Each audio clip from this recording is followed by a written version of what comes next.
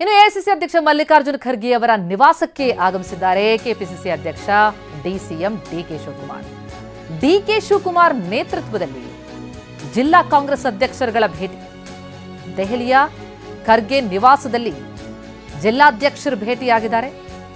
ಕಾಂಗ್ರೆಸ್ ಜಿಲ್ಲಾಧ್ಯಕ್ಷರುಗಳೊಂದಿಗೆ ಖರ್ಗೆ ಸಮಾಲೋಚನೆ. ಡಿಕೆಶಿ ಕೂಡ ಆಗಮಿಸಿದ್ದಾರೆ.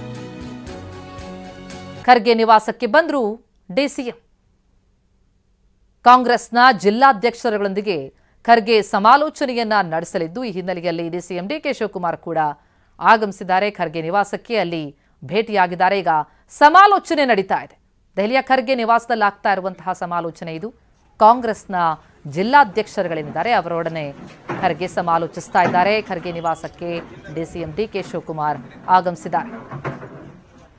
ಡಿಕೆ ನೇತೃತ್ವದಲ್ಲಿ ಕಾಂಗ್ರೆಸ್ ಜಿಲ್ಲಾಧ್ಯಕ್ಷರುಗಳು ಎಐಸಿಸಿ ಅಧ್ಯಕ್ಷರನ್ನ ಭೇಟಿಯಾಗಿ ಸಮಾಲೋಚಿಸ್ತಾ ಇರೋದು. ದೆಹಲಿಯಲ್ಲಿ ನಡೀತಾ ಇದೆ ಬೆಳವಣಿಗೆ.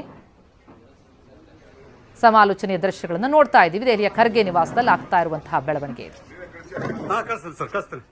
ಒಂದು ಕಡೆ ರಾಜ್ಯದಲ್ಲಿ ಹನಿ ಟ್ರ್ಯಾಪ್ ಪ್ರಕರಣಕ್ಕೆ ಸಂಬಂಧಪಟ್ಟಂತೆ ಬಹಳ ದೊಡ್ಡ ಸಂಚಲನ ಮೂಡಿಸಿರುವಂತಹ ಬೆನ್ನಲ್ಲೇ ಅತ್ತ ದೆಹಲಿಯಲ್ಲಿ ಕಾಂಗ್ರೆಸ್ನ ಜಿಲ್ಲಾಧ್ಯಕ್ಷರುಗಳ ಜೊತೆ ಅವರ ನೇತೃತ್ವವನ್ನು ವಹಿಸಿರುವಂತಹ ಡಿಕೆಶಿ ಖರ್ಗೆ ನಿವಾಸಕ್ಕೆ ಭೇಟಿ ಕೊಟ್ಟಿದ್ದಾರೆ. ಅಲ್ಲಿ ಸಮಾಲೋಚನೆಯಾಗ್ತಾ ಇದೆ.